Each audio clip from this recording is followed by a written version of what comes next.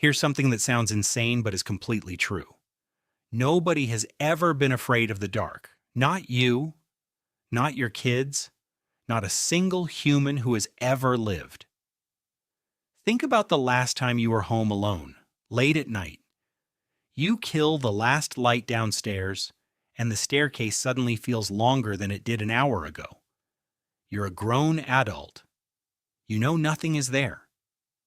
So why are you taking those stairs two at a time? Here's the thing. You were never afraid of the darkness. You were afraid of what spent 2 million years learning to hunt inside it. And that thing is still watching you. From inside your own head. My name is Nick, and I spend way too much time thinking about human behavior, history, technology, and strange ideas. If you're someone who is curious about how the world works, what shaped humanity, or what could happen in the future, make sure to hit that subscribe button and give this video a thumbs up if this helps you out. Now, before I lose you to the obvious answer, no. The dark can't hurt you. It's just the absence of light. It has no teeth.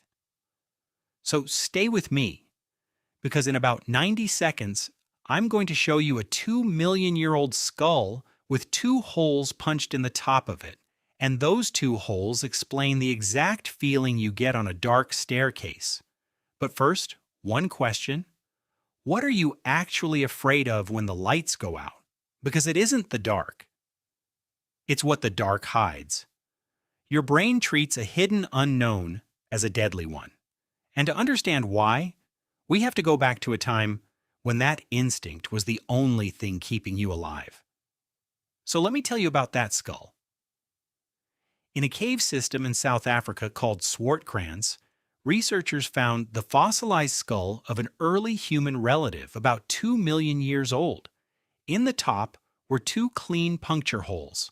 For years, nobody knew what made them. Then a paleontologist named Bob Brain took the lower jaw of a leopard and fit its 2 bottom canine teeth into the holes. They matched perfectly. That individual didn't die in a fight. It was caught. A leopard clamped onto its head, dragged it up into a tree, and ate it. And here's the part that should stop you cold. This wasn't rare. Brain found the same story over and over in those caves. For most of our history, we were not the top of the food chain. We were prey. We were quite literally groceries. And here's what most people don't realize. Most of that hunting happened at night, and our bodies were built for the wrong shift. Our night vision is terrible. Next to the animals that hunted us, we are nearly blind in the dark. So picture it. A predator that can see you, smell you, and move in total silence in a world where you can barely see your own hands.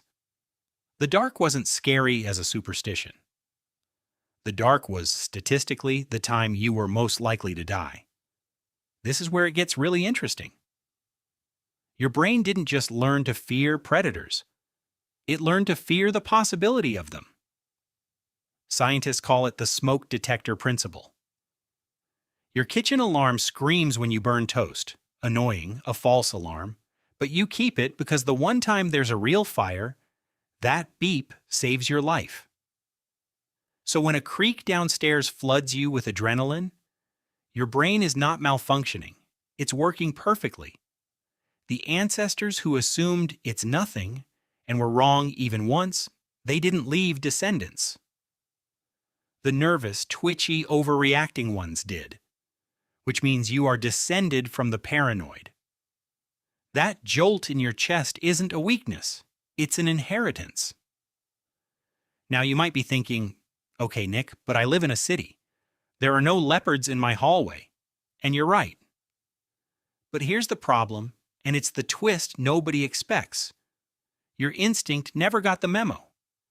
Evolution moves over hundreds of thousands of years. Electric light has existed for about 150. Your survival software still thinks the predators are out there. And if that were the whole story, the fear would just fade with age as you learn better.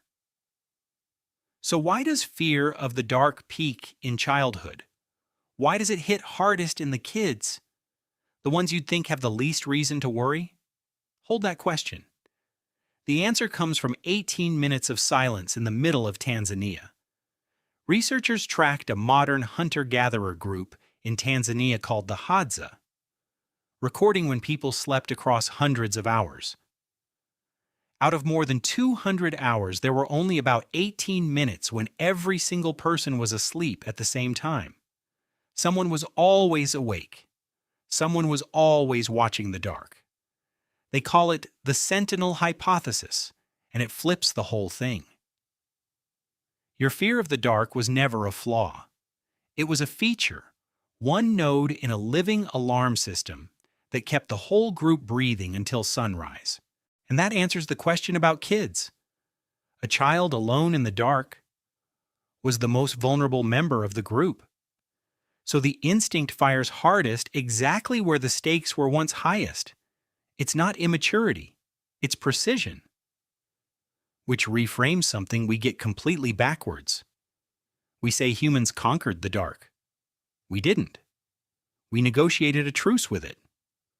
A fire pushed the shadows back just far enough to let a few exhausted people finally close both eyes. Fire wasn't only warmth, it was the first time our ancestors got to feel safe after sunset.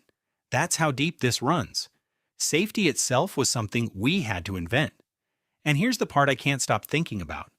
We assume we've escaped all of this. We flip a switch, the dark vanishes, but the fear didn't leave. It got repurposed. It's why every horror film on Earth runs the same trick.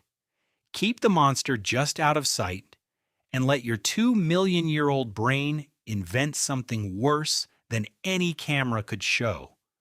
Filmmakers don't create your fear. They rent it. So the next time you're alone at night and you feel that pull to move a little faster, don't fight it and don't be embarrassed by it. That feeling is a letter.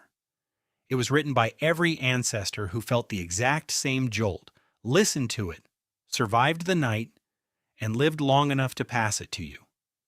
The dark was never empty. For most of human history, it was the most honest teacher we ever had. It taught us caution. It taught us to stay close to each other. It taught us to keep the fire burning. So no, you're not afraid of the dark because you are weak. You're afraid of the dark because thousands of generations of people who felt exactly what you feel were right just often enough to survive. That fear isn't a bug in the human story. It's the reason there's a human story at all.